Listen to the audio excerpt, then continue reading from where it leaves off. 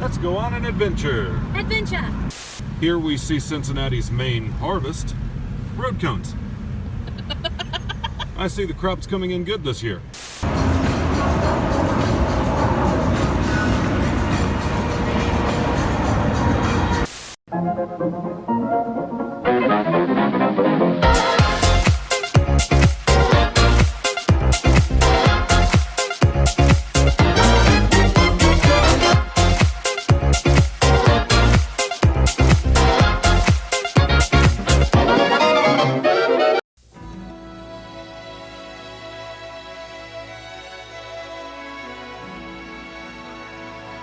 Welcome to the newest edition of Dead Mall Date Night. I'm your cruise director, Kristen, and in this episode we'll be visiting the Carew Tower Shopping Arcade in Cincinnati, Ohio, and exploring the history of the now-defunct Tower Place Mall. The hotel you see us walking through is the West End downtown. A fun fact, Jerry Springer once hosted a daytime talk show that was filmed in the atrium of this hotel, back when he was a local news anchor and he was taken seriously.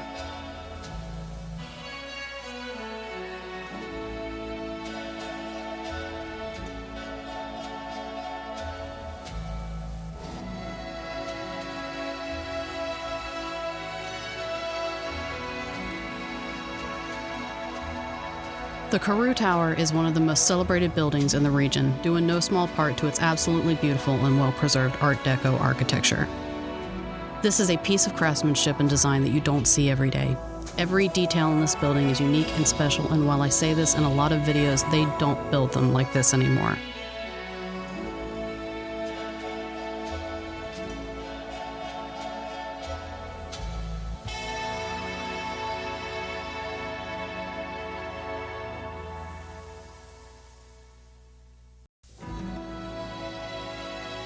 The marble corridors, brass railings, and metalwork are all hallmarks of an era where little touches made the finished product. And standing in such a wonder while imagining the exquisite care and craftsmanship that went into creating it only makes you appreciate it more.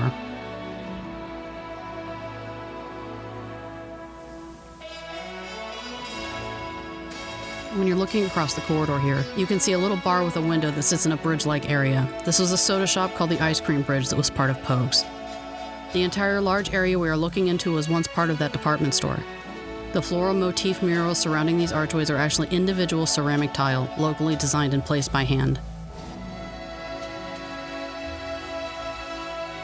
Even the vent covers and door handles are artistic and carefully considered.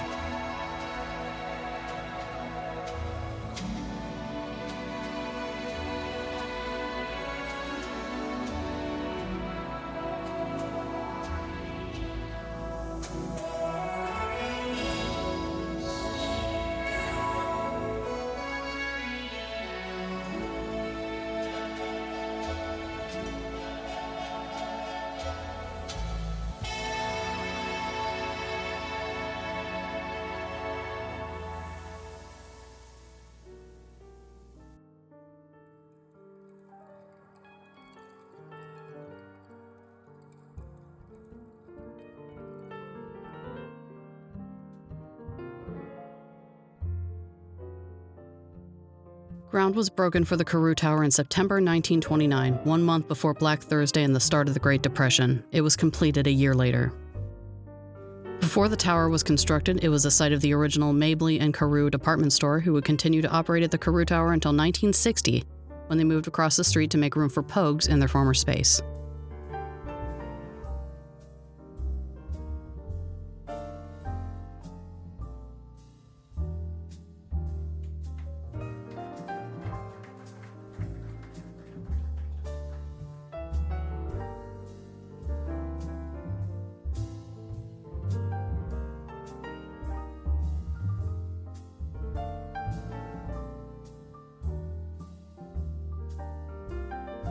The Carew Tower is actually 3 towers, one for offices and retail, one that is the home of the historic and opulent Omni Netherland Plaza Hotel, and another which was a parking garage that was razed in 1980 due to corrosion from road salt.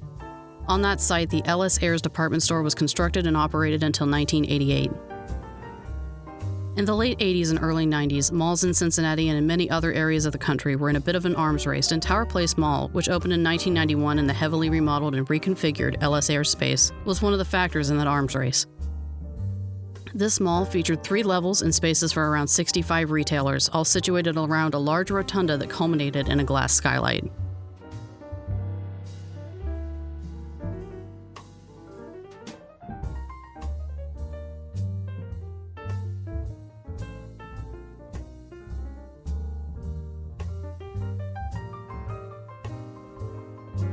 Downtown malls, especially throughout the late 90s and the first part of the 2000s, have not traditionally performed well, and there are only a few exceptions to this rule. Malls largely were suburban creation, and things like having to pay to park or park several blocks away were antithetical to why many shoppers at the time went to malls instead of downtown department stores. When I was a kid around this time, my parents used to joke that Cincinnati rolled up its sidewalks at 5.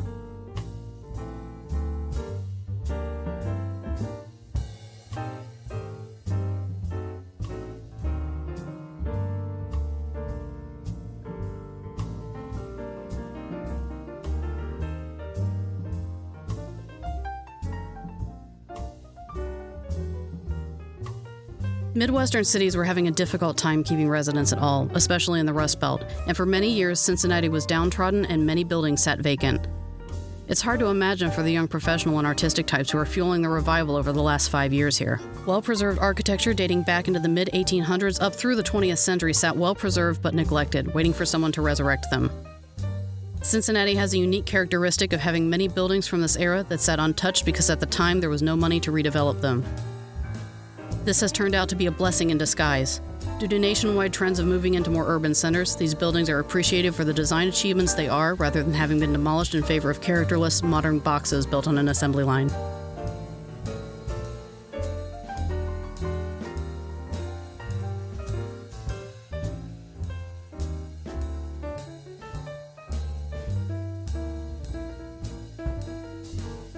In the 90s, trying to emulate the suburbs was one idea that many downtowns had that turned out to not be an effective strategy for luring residents and shoppers. Tower Place opened with a Brentano's, a Williams-Sonoma, and a 2-level location of the Nature Company, a beautiful green marble accented store that sold Audubon guidebooks, binoculars, and many other things for the outdoorsman. They had the first Banana Republic location in Cincinnati too, ironically only steps away from Chiquita's headquarters.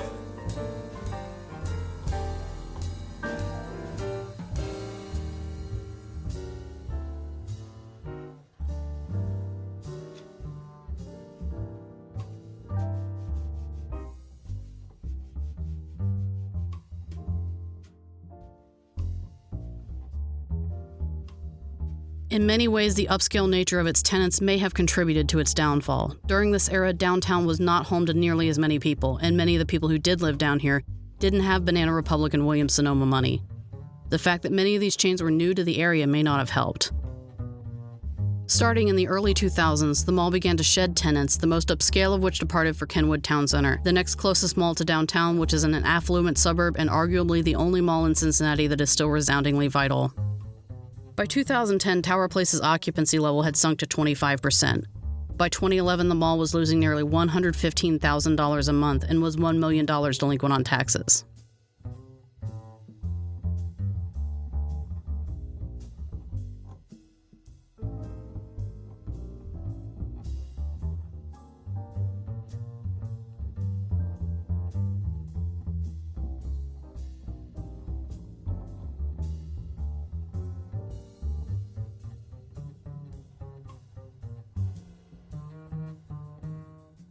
In 2012, the city of Cincinnati purchased the mall for $8.6 million using money from a parking fund. You see, there was still one part of Tower Place that was still profitable, and that was the parking levels above it. The mall was completely gutted in 2014 and became what is now known as Mabley Place, a parking garage.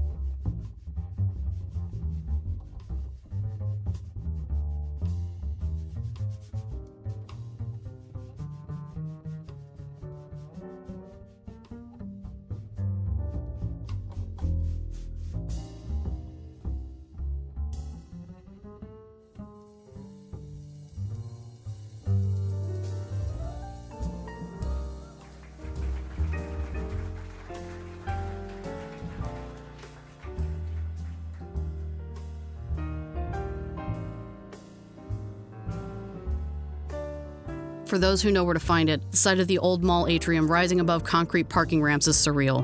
A look to the lowest level of the garage reveals the scar of the fountain that once graced the food court.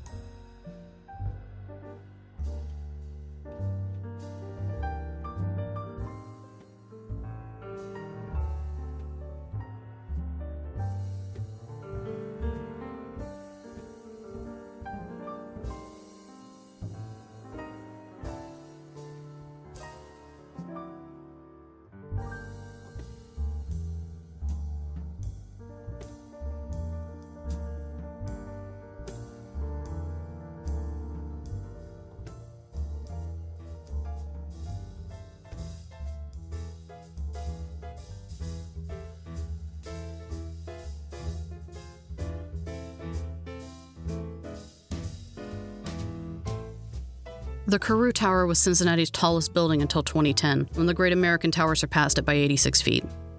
The elevator we're riding in is headed to the 45th floor, where we got on another, smaller, somewhat foreboding elevator that is the size of a closet, up 3 more floors to the top of the building and its observation deck.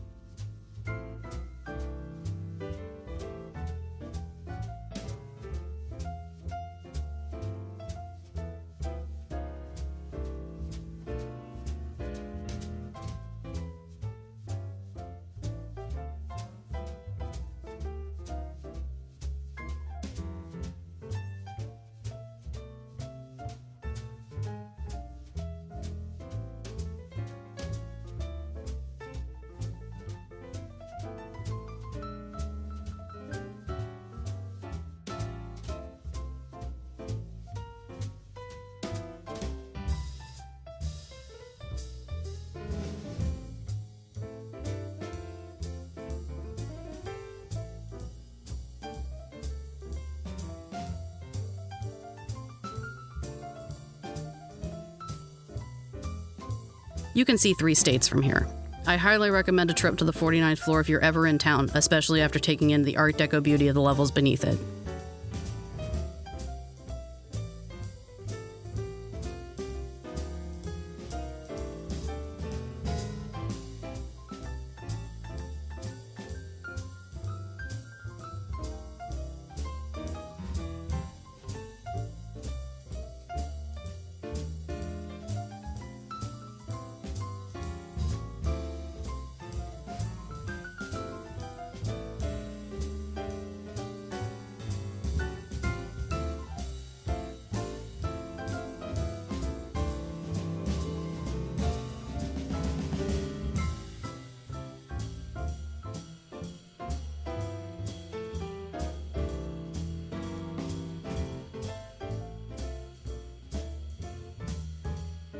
On October 28th, check out this channel for a very special Halloween episode of Dead Mall Date Night, where we take a late-night trip back to Forest Fair Village. We collaborated with Sal from the Expedition Log series to bring you some rarely seen areas, and you're not going to want to miss the videos from either of our channels about this adventure.